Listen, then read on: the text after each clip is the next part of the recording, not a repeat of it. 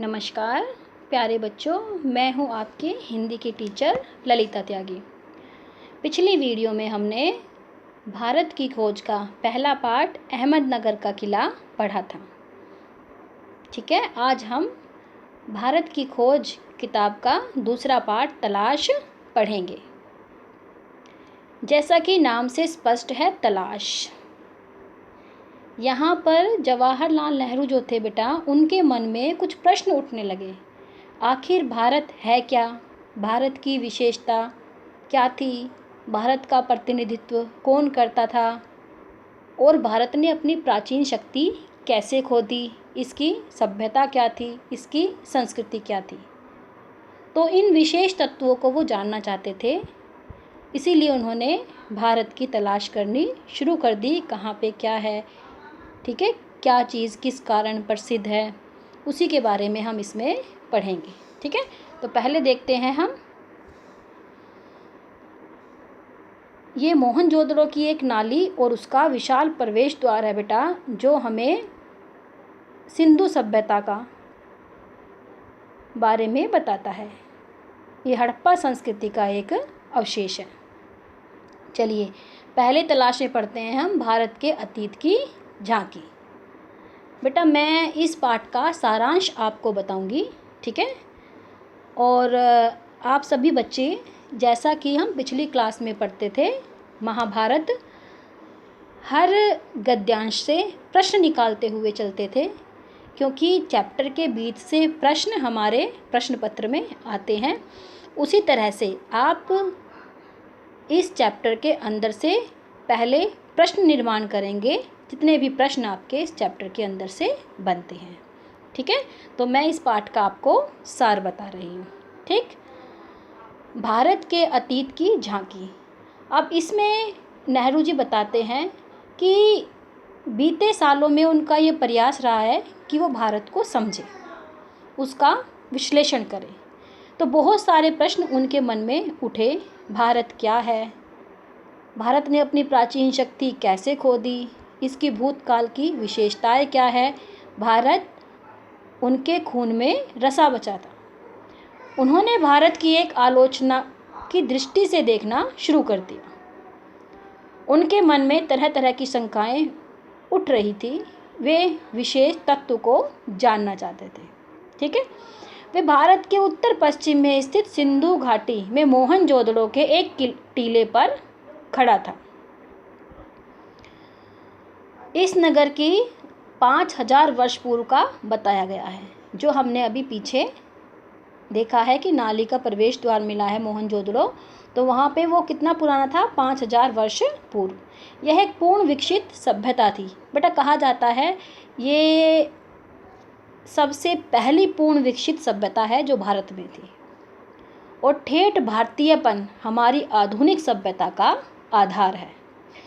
भारत ने फारस, मिस्र, ग्रीस, चीन, अरब, मध्य एशिया तथा भूमध्य सागर के लोगों को प्रभावित किया तथा स्वयं भी उनसे प्रभावित हुआ।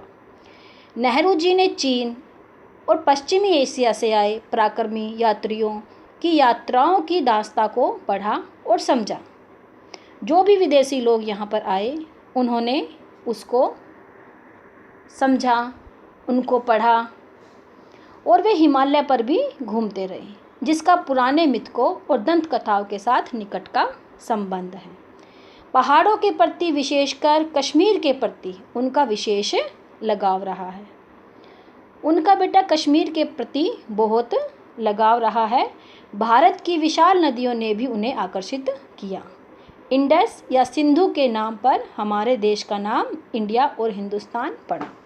ठीक, हमारे देश का नाम किस पर पड़ा? इंडस या सिंधु के नाम पर। यमुना के चारों ओर नृत्य, उत्सव और नाटक से संबंध न जाने कितनी पौराणिक कथाएं एकत्रित हैं। भारत की नदी गंगा ने भारत के हृदय पर राज किया। भारत की नदी गंगा ने भारत के हृदय पर राज किया। प्राचीन काल से आधुनिक काल तक गंगा की गाथा भारत की सभ्यता और संस्कृति की कहानी है। जैसा कि बेटा सभी जानते हैं, जो गंगा नदी है वो हमारी बहुत प्रसिद्ध है, और हमारे हिंदू धर्म में ये भी मान्यता है कि जो गंगा स्नान कर लेता है उसको पापों से मुक्ति मिल जाती है। तो नेहरू जी बताते हैं कि उन्होंने भारत के पुराने स्मारकों, पुरानी मूर्तियों, अजंता, अलोरा, एलिफेंटा की गुफाओं को देखा है। वे अपने शहर इलाहाबाद या हरिद्वार में कुंभ के मेले के अवसर पर जाते थे। कहाँ के थे पंडित नेहरू जी? इलाहाबाद। उनकी यात्राओं ने उन्हें अतीत में देखने की दृष्टि प्रदान की। किसकी दृष्टि प्रदान की? अतीत में देखने की। तो उन्हें सच्चाई का बोध होने लगा। उनके मन में अतीत के सैकड़ों चित्र उभरते हुए थे। उन्हें बुद्ध के पहले उपदेश का भी स्मरण है, अकबर के संवाद का भी ज्ञान है। ठीक है बेटा, भारत को जानने के लिए वो विभिन्न जगह गए और वहाँ पे उन्होंने वहाँ की प्रसिद्ध चीज़ों को खंगाला और उसके बारे में जानने की कोशिश करी। ठीक है, अगला है हमारा भारत की शक्ति और सीमा। भारत की शक्ति और सीमा में नेहरू जी ने क्या कहा है? भारत की शक्ति के स्रोतों और नाश के कारणों की खोज लंबी और उलझी हुई है। नई तकनीकों ने पश्चिमी यूरोप के देशों को सैनिक बल दिया और उनके लिए अपना विस्तार करके पूरब पर अधिकार करना आसान हो गया। बेटा, जो उन्होंने पश्चिम देशों ने हमारे यहाँ पर या पूर्व के क्षेत्रों पर अधिकार किया है वो अपनी सैनिक शक्ति के बल पर किया है। पुराने समय में भारत में मानसिक सजगता और तकनीकी कौशल की कमी नहीं थी, किंतु बाद की सदियों में गिरावट आने लगी। पहले जो है हमारे यहाँ पे बहुत ही ज़्यादा तकनीकी कौशल इंसान हुआ करते थे। भव्य कला और मूर्ति निर्माण का स्थान जटिल पिचकारी वाली नक्काशी लेने लगी। सरल, सजीव और समृद्ध भाषा की जगह अलंकृत और जटिल साहित्य शैली विकसित हुई। कि साहित्य शैली कैसे विकसित हुई उसके बारे में भी हम इसमें पढ़ेंगे। विवेकपूर्ण चेतना लुप्त होती चली गई और अतीत की अंधी मूर्ति पूजा ने उसकी जगह ले ली। इस हालत में भारत का ह्रास होने लगा, किंतु यह स्थिति का पूरा और पूर्णतः सही विश्लेषण नहीं था। इस युग के अंत पर कई नई चीज़ों का निर्माण होता रहा। समय समय पर पुनर्जागरण के दौर भी आते रहे। पुनर्जागरण बेटा एक तरह से पुनः जागरण, दोबारा जागना, अर्थात समाज में एक दोबारा परिवर्तन आना। ठीक है, अब तीसरा है इसमें भारत की खोज। अब इनकी भारत की खोज में इसमें हम क्या पढ़ेंगे? लेखक भारत की तलाश कर रहा था। वह अपने वर्ग और अपनी किस्म के लोगों का प्रशंसक नहीं था। मध्यम वर्ग खुद तरक्की करना चाहता था। अंग्रेजी शासन के ढांचे में ऐसा न कर पाने के कारण विद्रोह की भावना पनपी, पर उसे चुनौती देना या उखाड़ फेंकना उनके वश की बात नहीं थी। नई ताकतों ने सिर उठाया और एक दूसरे ढंग का भारत अस्तित्व में आया। जैसा कि आप सभी जानते हैं बेटा, अगर अंग्रेजों ने हमारे भारत पर न जाने कितने साल राज किया। ठीक है, लेखक ने वास्तविक भारत की तलाश शुरू की। इससे उनके भीतर समझ और द्वंद्व दोनों पैदा हुए। इसे परिभाषित करना कठिन था। लेखक आम जनता की अवधारणा को काल्पनिक नहीं बनाना चाहता। उसके लिए भारत के लोगों का सारी विविधता के साथ अस्तित्व है। अर्थात यहाँ पे बेटा नेहरू जी ने ये भी कहा है, भारत अनेकताओं में एकता लिए है। ठीक है, लेखक ने जितनी उम्मीद की थी उससे कहीं अधिक पाया। भारत के लोगों में एक प्रकार की दृढ़ता और अंतः शक्ति है, जिसका कारण भारत की प्राचीन सांस्कृतिक परंपरा है। कि यहाँ की अंतः शक्ति को हमने भी और बाहर के लोगों ने भी माना है। बहुत कुछ समाप्त हो जाने के उपरांत भी बहुत कुछ ऐसा है जो सार्थक है। इसके साथ काफ़ी कुछ निरर्थक और अनिष्टकर भी है।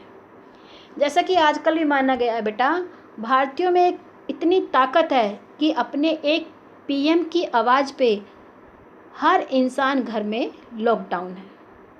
पूरे भारत ने यहाँ पर एकता का परिचय दिया है। ठीक है, अगला मुख्य विषय आता है इसमें भारत माता।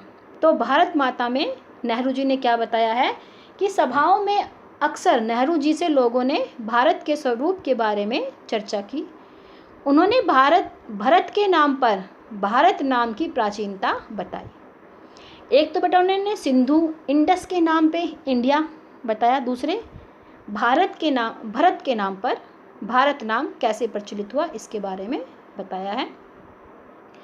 उन्होंने सुदूर उत्तर पश्चिम में खैबर पास से कन्याकुमारी या कैप कोमरिन तक अपनी यात्रा के बारे में बताया। उन्होंने किसानों की विविध समस्याओं, गरीबी, कर्ज, निहित स्वार्थ, जमींदार, महाजन, भारी लगान और पुलिस अत्याचार पर चर्चा की। ठीक, अर्थात उन्होंने किसानों की समस्याओं को भी यहाँ पर बताया है।